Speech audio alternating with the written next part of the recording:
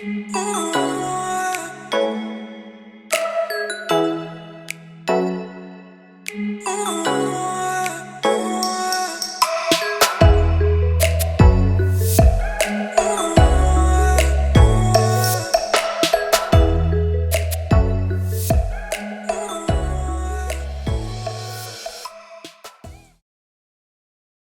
você a ler comigo Lucas 23, 46. E, meus irmãos, os nossos cultos têm sido muito mais breves, né? Nós temos tido culto de 1 hora devido ao decreto. Então, eu preciso ser muito breve. Eu só tenho mais 20 minutos e eu preciso ler aqui. Lucas 23, 46 diz assim: Pai, nas tuas mãos entrego o meu espírito. Você pode repetir isso comigo? 1, 2, 3 e... Pai, nas tuas mãos entrego o meu espírito. Aleluia! Meus irmãos, vamos lá. Você que ainda está de pé, assente-se, por favor, e vamos lá. Jesus sabia que o Pai tinha colocado todas as coisas debaixo do seu poder. Jesus sabia disso. Jesus sabia que tudo estava no controle de Deus. Mesmo em meio à dor, em meio àquele momento de crise ali, de morte, naquele ambiente de morte, ainda assim, Jesus sabia que estava tudo no controle do Pai. Você sabe que está tudo no controle do Pai, amém? Mesmo nesse ambiente terrível que nós temos vivido, ambiente de morte, como eu disse aqui, não tem muitos dias, parece que as pessoas, elas estão o tempo todo já vivenciando luto, não dá tempo de você viver o luto e já tem uma outra notícia de outra pessoa que faleceu, pessoas que você conhece, e está assim, o cara sobe ali para mexer naquela lâmpadazinha, daqui a pouco você fala, mas ele estava lá, mas já me falaram que ele está no hospital morto, porque ele tomou um choque. Parece que é isso que está acontecendo. Sabe, nesse ambiente todo, eu percebo que alguns banalizaram a vida, outros banalizaram a morte, e tudo isso é porque a Bíblia ainda está se cumprindo, é porque alguma coisa, tem uma verdade se cumprindo, e essa verdade é a palavra de Deus. E a Bíblia diz em Mateus capítulo 24, que nos últimos dias, por se multiplicar a iniquidade, o amor de muitos esfriaria. É isso que está acontecendo. No dia que eu estava pregando sobre esse assunto aqui, sobre a banalização da vida e a banalização também da morte, as pessoas não estão nem aí. Você já ouviu alguém dizer assim, poxa, fulano de tal morreu? O cara fala assim, antes ele do que eu. Já viu isso? Isso é banalização da morte, é não respeitar o seu luto, é não respeitar, pode até ser uma brincadeira, mas para quem escuta isso, se um familiar escutar, ele não vai entender muito bem isso. Sabe, o que Jesus... Então, no dia que eu estava pregando, passou um carro para lá, na contramão, do lado de cá, para lá. Eu falei, Jesus, olha, eu acabando de falar, sabe o que é isso? É banalizar a vida, é não acreditar que tudo tem um limite. As pessoas não estão nem aí, elas não estão respeitando mais nada. E nós estamos vivendo esse momento, mas eu sei, eu acredito, eu tenho essa convicção fervendo dentro de mim, que ainda tem um Deus no controle, que ainda tem um Deus que está comandando tudo, que ainda tem um Deus de olho em tudo, e que ainda tem um Deus com a mão estendida, e que a qualquer momento Ele vai levantar do seu trono, Ele vai levantar do seu trono. Ainda tem um Senhor.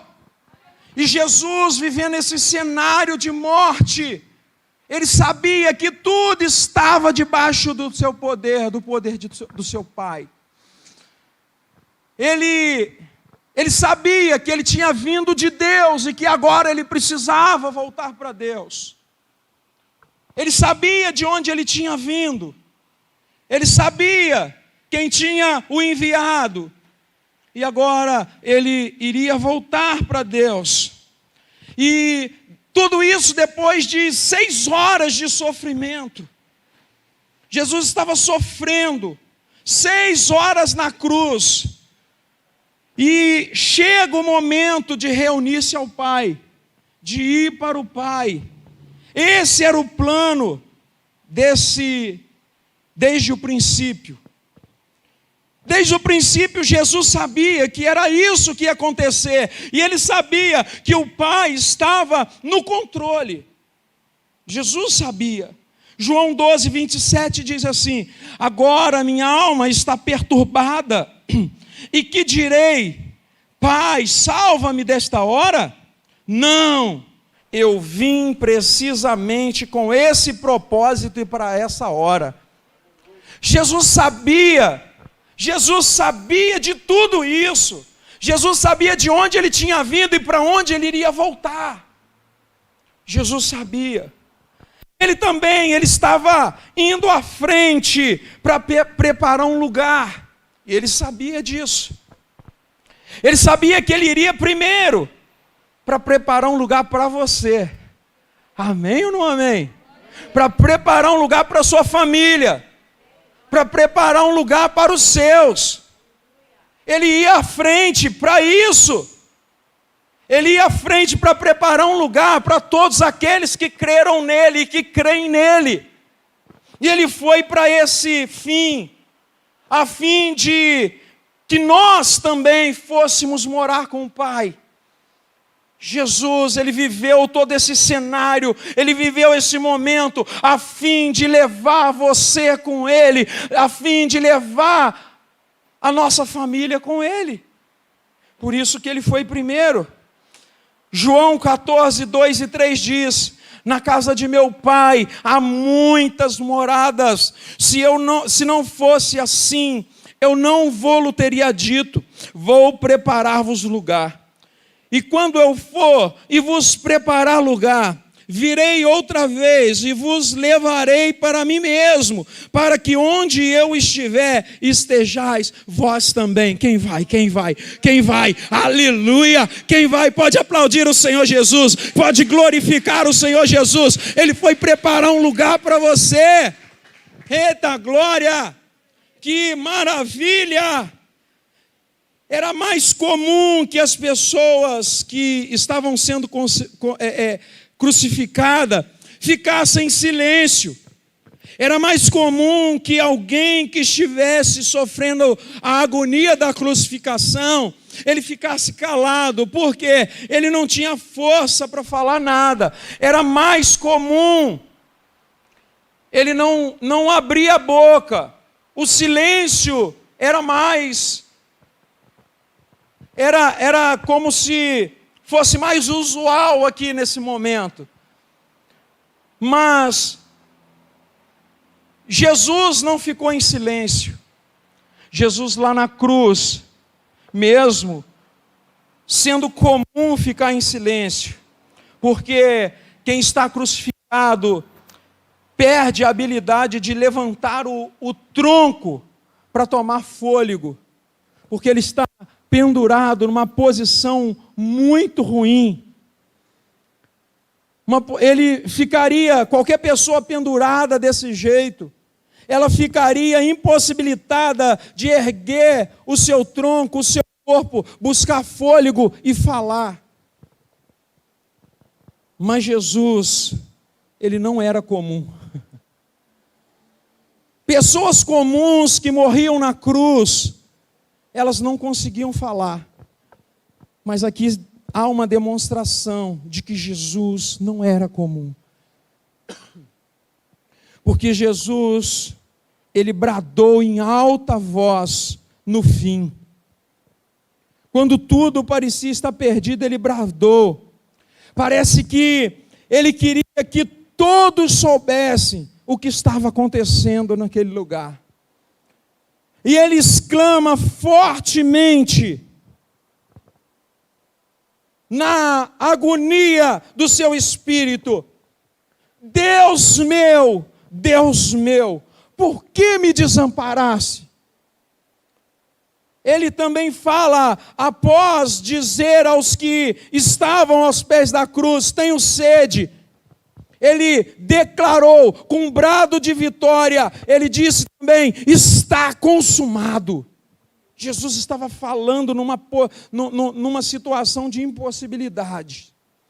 E ele fala finalmente, bradando também em alta voz: Pai, nas tuas mãos entrego o meu espírito. E tendo dito isso, ele expirou. Isso tudo nos mostra que a morte incomum de Jesus nos ensina algumas coisas que são fundamentais para nós aprendermos hoje à noite aqui. A morte de Jesus, elas nos ensinam coisas fundamentais. Uma delas é: a vida não foi tirada dele, ele a entregou. Ninguém matou Jesus. Não foi homicídio. Ele se entregou pela sua própria vontade, pelo seu amor por nós. Eu já ouvi algumas vezes alguém dizendo: mataram Jesus, mas não mataram Jesus, ele se entregou para alguém matá-lo. Ele veio para esse propósito. Ele se entregou. Foi uma decisão dele. A vida não foi tomada dele. Não foi um assassinato. Ele entregou por amor. E ele entregou por amor a mim e a você. Jesus te ama. Jesus ama a sua família. Jesus ama a sua casa. Ele se entregou por você. Ele se entregou por mim. João capítulo 10, 18 diz: ninguém a tira de mim, antes eu a entrego de espontânea vontade. Tenho poder para entregá-la e tenho poder para retomá-la. Esse é o mandamento que recebi de meu Pai. Jesus se entregou. Ele foi à morte. Não foi a morte que o ceifou. Ele se entregou. Ele não foi uma vítima passiva, como muitas pessoas consideram. Ele só foi àquela cruz para cumprir o propósito, um propósito de amor, um propósito elaborado no céu, pela sua vida, pela minha vida. Aleluia! Outra coisa, segunda coisa que nós podemos aprender aqui: ele confiava no Pai. Jesus confiava no Pai. Apesar da sensação temporária de abandono que ele sentiu durante o tempo, a hora mais escura, Jesus sabia que o seu Pai o amava. Jesus sabia que o Pai o amava. Você sabe disso? Você sabe que o Pai te ama? Você sente isso dentro de você? Você sente esse amor? Você sente esse abraço? Você sente esse consolo? Você já sentiu que num momento de agonia teu, você foi consolado, você recebeu uma palavra que você não sabe nem de onde veio, sabe quem falou com você? Foi o Senhor. Isso é amor, é o amor de Deus pela nossa vida. Jesus sabia que o Pai o amava. Aprenda isso, o Pai te ama. O Pai te ama. Aleluia. Nosso relacionamento mais íntimos e puros podem nos dar apenas uma pequena ideia do que poderia ser um relacionamento de Jesus com o Pai. Olha, queridos, no relacionamento nosso com o Pai, é que nós vamos experimentar o verdadeiro amor do Deus vivo. É que nós vamos experimentar o verdadeiro amor do nosso Deus. É num relacionamento que nós experimentamos amor. A terceira coisa, uma demonstração de que estamos indo para um lugar, ou para o lugar mais extraordinário que nós podemos ir. Sabe onde é esse lugar? É o céu. É o céu.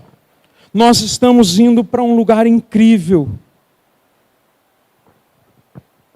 Nós estamos indo para um lugar que todos nós já almejamos, que todos nós já pedimos até ao nosso Senhor, volte logo e nos busque. Esse lugar está preparado. Esse lugar é o céu. Eu li um livro certa vez, e nesse livro tem lá uma história muito interessante.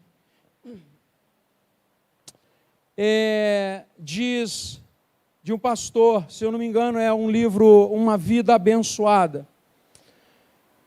Um pastor que entra na casa de um irmão, e ele observa na geladeira daquele irmão alguns papéis pregados com ímãs na geladeira. E ali tinha cartões postais de lugares extraordinários.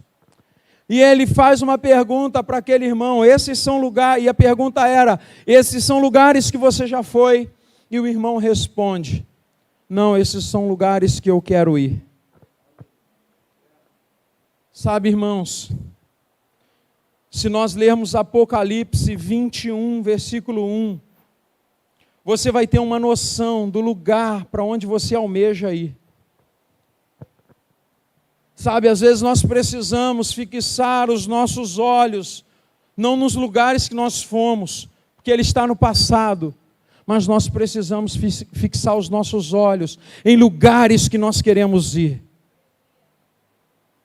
Você precisa fixar o seu olhar no céu, porque esse é um lugar que nós devemos almejar. Apocalipse 21, 1 diz, então vi no céu uma nova terra, pois o primeiro céu e a primeira terra havia passado, e o mar já não mais existia. Aí Apocalipse capítulo 22, 5 diz, assim já não haverá noite, nem necessitarão eles de luz dos candelabros, nem da luz do sol, pois o Senhor Deus os iluminará, e eles reinarão para todo sempre. Breve estas profecias ocorrerão. Aleluia! Você vai morar num lugar mais extraordinário que você já foi na vida. É no céu, meu irmão. É no céu, minha irmã. Esse deve ser o lugar que nós mais devemos desejar ir. Porque se você tiver o sonho do céu, se você tiver o sonho de ir para o céu, você vai viver uma vida de crente abençoado nessa terra. Você vai viver uma vida de retidão nessa terra, você vai viver com expectativas boas nessa terra. Aleluia! Quarta coisa, vida eterna não é apenas uma quantidade infinita de vida, não é apenas uma quantidade infinita, mas é uma qualidade superior de vida, que vem através de um relacionamento com Deus e através do relacionamento com Jesus Cristo. Isso é vida eterna. Jesus nos proporciona isso. A vida eterna, ela tem uma dimensão intensa. Ela tem uma dimensão intensa interior. E é algo para o futuro. Não é algo que passou, é algo para você, que você vai viver. Enxergue isso. Olhe para isso. Faça com que a sua visão alcance isso. Você deve ter sonhos de ir em alguns lugares, eu tenho. Eu almejo ir em alguns lugares, eu almejo ainda fazer alguns passeios, mas o lugar que eu quero morar, de fato, eternamente, é o céu. E eu posso adquirir isso com vida com Deus. O quinta e última coisa, um dia você não vai precisar mais de fé. Um dia você não vai precisar mais ficar militando nessa terra, exercendo fé. Chegará o dia que aqueles que perseverarem não vão precisar mais de fé. Você estará completamente conectado com Deus. Você estará completamente aliançado com Deus. Vai chegar esse dia. É esse dia que nós devemos almejar, meus irmãos. Porque um dia, para isso acontecer, o Senhor Jesus, Ele foi à cruz do Calvário. E de lá, Ele se entregou e foi preparar um lugar para nós, para a sua igreja, para o seu povo, para todos quantos o receberem, para todos quantos crerem no seu santo nome, para todos quantos acreditarem que Ele foi à cruz do Calvário e nos limpou do nosso pecado. Ele foi por todos nós. Não é o meu privilégio, é o privilégio de todos quantos o aceitarem e o receberem como Senhor. Porque Jesus mesmo disse: todos que me confessarem diante dos homens, eu confessarei diante do meu Pai que está no céu. Então, quando nós confessamos Jesus, nós recebemos vida eterna com o Senhor. Acredite nisso.